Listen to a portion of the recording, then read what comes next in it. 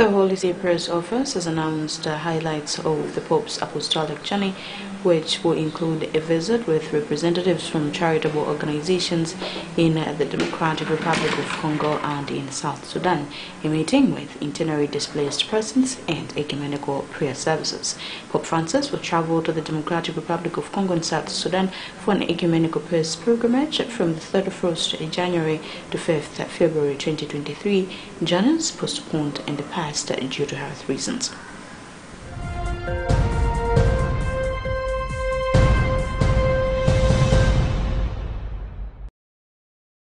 Police in Kasungu are looking for unknown persons suspected to have murdered a 3-year-old albino girl, according to Kasungu Police spokesperson Joseph Kashiko.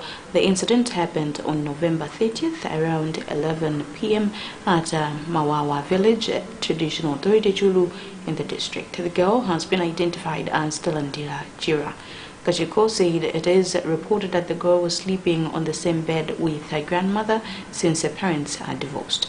During the same time, an unidentified man forcibly broke into the house and stabbed the child in the neck and chopped off her arm and went away with it. The child died on the spot. Kashiko said investigations are underway to trace and arrest the suspect.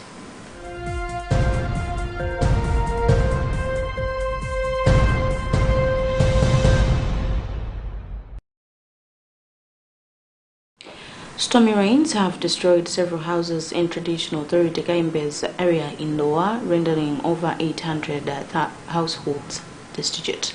The incident happened last night as stormy rains have affected villages around Mdika, Sendea, Jiganka, just to mention a few, damaging people's property and food items in the process.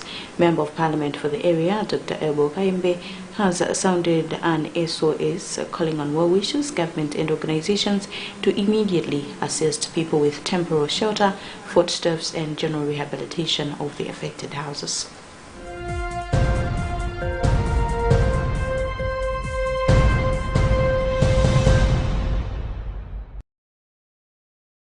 The European ambassador to Malawi, Ron Skenberg, has expressed delight with the government's zeal to fight corruption in the country. Skenberg was speaking during an interaction with members of the Luntha Press Club in Luntha.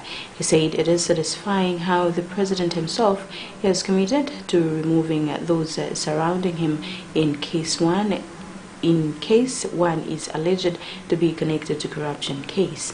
He further said the Director General of the Anti-Corruption Bureau is also doing a good job by not sparing anyone, both from government and opposition. He also commended the government for providing necessary support to the ACB to prosecute cases.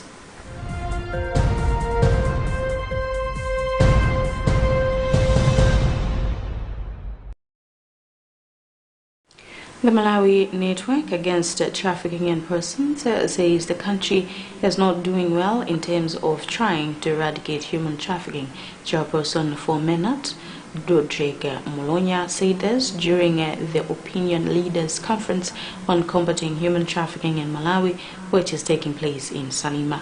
Molonya said the country is currently in Tier 2, which is a United States of America Government Human Trafficking Assessment Index, which ranks countries' efforts to meet the minimum standards. The U.S. government ranks countries' efforts in combating human trafficking from Tier 1 to Tier 3. Tier 1 consists of countries that are meeting minimum standards for the elimination of human trafficking, while Tier 3 consists of countries that are not fully meeting the minimum standards and are not making significant efforts to eliminate human trafficking.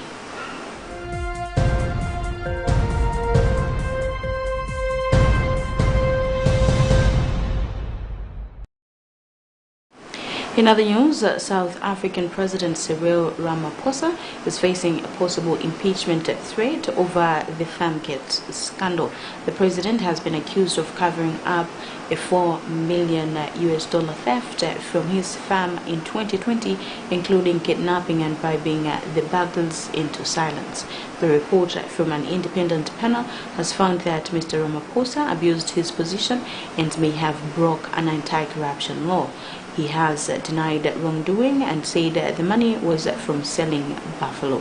The panel's findings have been handed to Parliament, which is set to examine them and decide whether or not to launch impeachment proceedings next week. Mr. Ramaphosa is less than a month away from a conference which will decide if he can run for a second term with his party, the African National Congress, in 2024. The incident could be particularly damaging as Mr. Ramaphosa ran for office on an anti-corruption ticket.